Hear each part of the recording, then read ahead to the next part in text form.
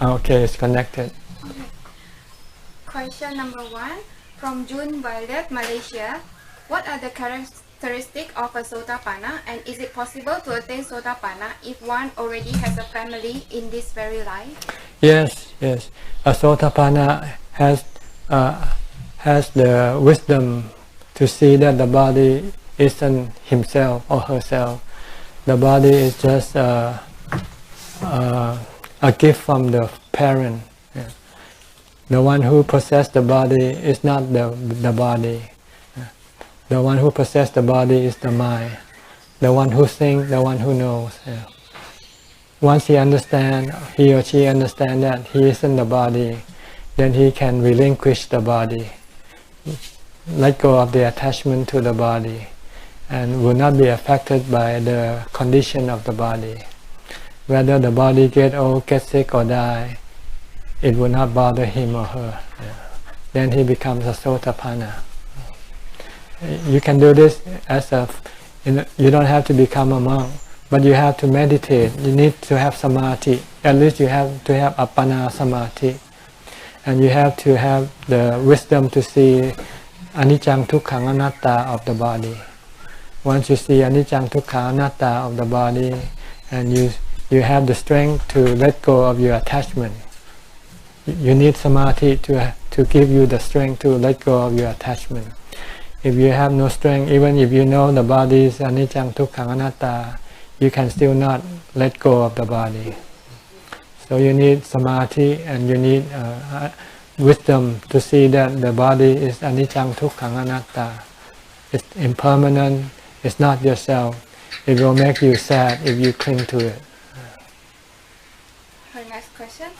How to send metta to our spouse or children who always have mood swing and are quick-tempered? Metta is to be applied when you are with them. When you see them, instead of making them sad, you should try to make them happy. Like giving something, giving food, giving something for them to drink, or buy them gifts. Making people happy is the giving of metta. Caring for people, loving people, being kind to people. This is metta.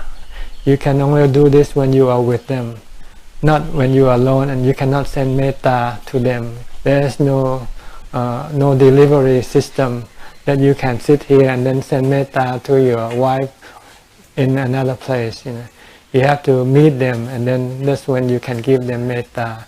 See your wife, give her a kiss, say hello, how are you, I love you. And this is metta. Second question from Kiao Tu, Yangon, Myanmar. I want to know about Four Noble Truths, Eightfold Path, and a picture. You can go into the Google and search for the Four Noble Truths and the Noble Eightfold Path. You can get all the details there. It's better than for me to tell you. You can search in Google. It'll come up. He sent a picture, but it's in Myanmar. What? Picture of what?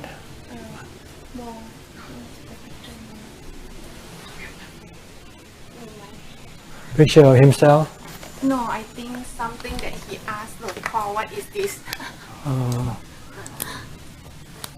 This is just a schematic trying to explain what the Four Noble Truths and the Eightfold Path is, but it's not necessary. It's just a schematic. It's not useful. You have to understand what the Four Noble Truths is and what the Eightfold Path is, and know how to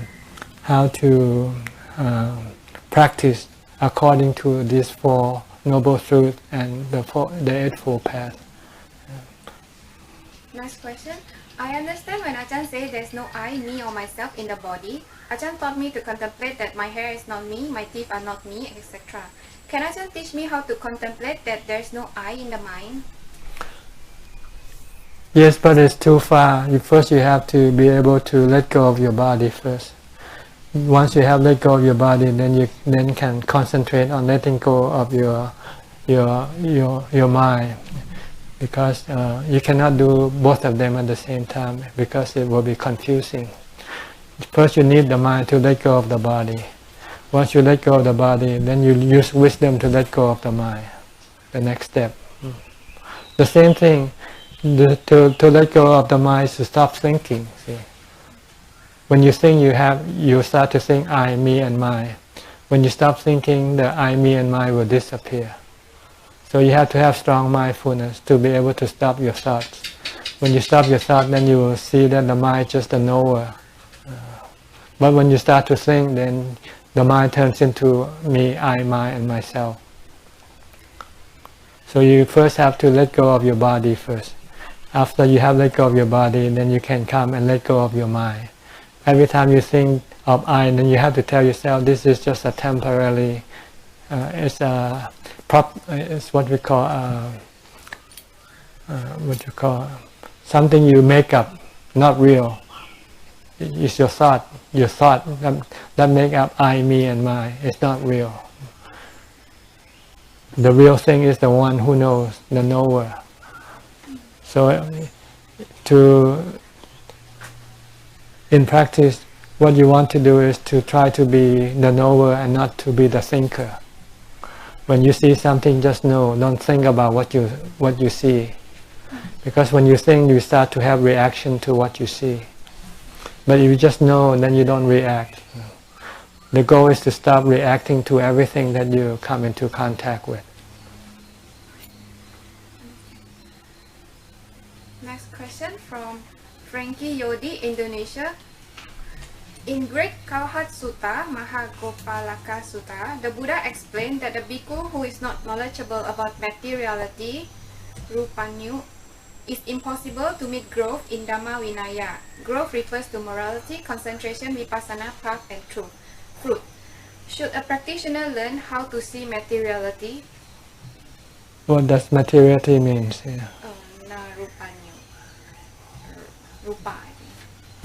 I don't think I can answer this question. I don't understand the question. Okay.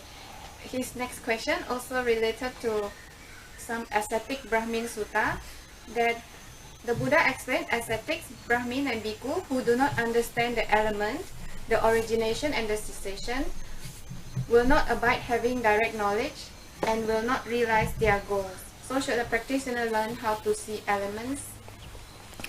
Well, elements is the building blocks of all things. See? Like the elements there are 6 elements. First is the earth, water, fire, and wind. Then the mind, the knowing element, and the space element. See? When these things combine, they make people, animal, mountain, trees, and so forth. So this is basically, you have to understand that everything is being built up by the 6 elements, and that they are impermanent. They combine and then they eventually will dissolve and separate, go back to their original state. The water will go back to water, the wind part will go back to the wind, the earth part will go back to the earth, the fire part will go back to the fire. Then that composition disappears, like the body. The body is built up by the 5 elements. Earth, water, fire, and wind makes up the water, the body, and then the mind, the knowing element comes and direct the mind to do different kind of karma. But the 4 elements, the earth, water, fire, and wind, will one day separate. When that happens, the body dissolves and disappears. So this is basically knowing the elements that makes up everything in this world. So once you see that they are just elements, they are not people, they are not human, they are not animal, then you will not be attached to them. Then you will not have any suffering when they separate, when they dissolve. Next question from Max Lee, Penang, Malaysia. Can Ajahn please state all the 32 parts of the body in simple English, because some parts are difficult to understand, like mesentery. What is mesentery in plain English? Well, you can search in Google. Not just Just put the word in Google and say definition. It will tell you what they are. I don't know. I usually know it in Thai more than in English. So just search the 32 parts of the body, and which part you don't understand, just search for the definition of that word.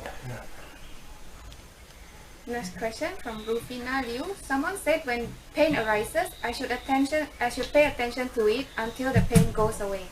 But I notice when I pay attention to the pain, it grows more intensely, and the pain feeling becomes double. What should I do? Well, the goal is not to get rid of the pain when the pain arises. The goal is to teach the mind to accept the pain and leave the pain alone by either using mindfulness, concentrating on a mantra to stop the pain, to stop the mind from reacting to the pain. If you have no mindfulness, it's the natural tendency of the mind to react to the pain by either getting rid of it or getting away from it. And when you cannot get rid of it or cannot get away from it, then you become frustrated and unhappy. But if you can teach your mind just to remain calm and just to face the pain, leave the pain alone by using a mantra, then your mind will not be reacting to the pain, and your mind can exist with the pain without being bothered by the pain. So this is the purpose of practice, not to get rid of the pain, not to change the pain, just to leave it alone. The purpose is to stop the mind from reacting to the pain. Because if the mind stops reacting, then the mind will be calm and peaceful and not being impacted by the pain. When I do not pay attention to the pain, is this vipassana? No, this is just mindfulness, pulling your mind away from the pain, so you don't have any reaction to the pain. With vipassana, you don't pull your mind away from the pain. You look straight in the eyes and just say, it's nothing to be afraid of. You can live with it, see, and you cannot do anything about it. You cannot force the pain to disappear. You cannot change it. It comes and goes by itself. Only thing you can do with the pain is to live with it when it comes. If you can live with it, knowing that there's nothing you can do about it, this is vipassana. Seeing the pain as anicca, seeing the pain as anatta. Next question from Dogi Wallace, Ontario, Canada. When I read or hear words of wisdom from Ajahn Dhamma, in that moment I do get it, but I find it difficult to retain in my day-to-day life. How to strengthen this resolve? Well, keep listening again and again, repeatedly until you can remember it. Then you can then apply it in your daily life.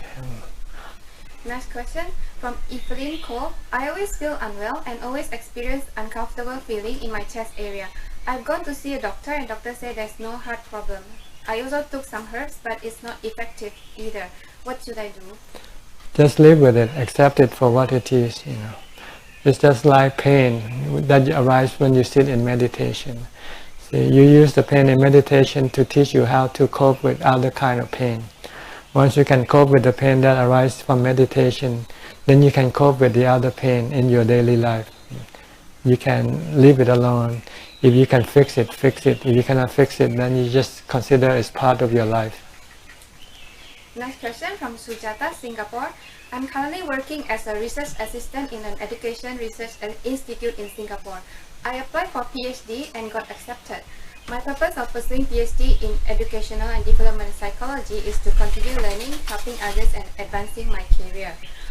I know that studying can be time-consuming. I'm afraid that pursuing PhD will take time away from my Dhamma practice. But if I only have a master degree, I'll be neither here nor there in terms of career prospect. I hope one day I can eventually focus on my spiritual practice after I carried out my duty as a daughter and have enough financial resources to support myself without working full-time. But for now, can Ajahn advise me on what should I do? Will I be wasting precious time by pursuing PhD? Well, there's a possibility that you might die before you get your PhD. Have you ever thought of that possibility? If you have thought, then you might think maybe taking the PhD is not worth your time, because it's better to get as much Dhamma as you can now, because Dhamma will be the real thing for you. Everything else will be just fake. They're only good while you're still alive, but once you die, they don't serve any purpose to you anymore. But with Dhamma, you can take Dhamma with you. So if I were you, I would abandon the PhD program and concentrate on my spiritual practice, because I don't know when I'm gonna die. Next question from Kevin, Penang, Malaysia. I've seen my sister going through suffering because of family issues for the past few years. Her husband is a recreational drug user and has been physically and mentally abused my sister. They have a son and a daughter. They own a seafood restaurant. We sell live crabs and fishes. The family is rich but has no happiness and peace. So his question, are the lost souls of crabs and fishes haunting the family as their lives were taken away from them? No. The soul of the fishes and the crabs, they just go on to their next existence. Yeah. But the bad karma that the people do is the one that haunts them, that causes them problem, makes them unhappy. His next question, I know family issues are difficult to settle by outsider, but from Buddhist perspective, what would be the best approach or advice for my sister? First, she has to seek your advice first. If she doesn't seek for advice, then you should not give her any advice, because it will be just being a busybody. And they don't need your help, so you don't give them help.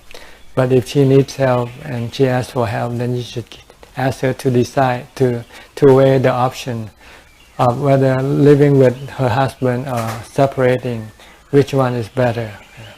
And then she should decide for herself which option is better for her. Next question from Andy Lee, Indonesia. My parents do not understand why I practice a lot of dana to the Sangha. They scolded me and told me how foolish I am offering dana to the Sangha. I respect and care for my parents by giving them monthly allowance to cover their expenses. However, I do prioritize serving the Sangha, like buying good food to offer the Sangha. And I never ask my parents whether they have eaten or not. I try to obey my parents, but in the case when my mom prohibits me to do dana, I will not obey her. Should I respect and prioritize my parents before the Sangha, even though they don't understand the Buddha's teaching and prohibit me from doing dana? If you do dana, you should first do it to your parents first, because your parent is they have been very beneficial to you.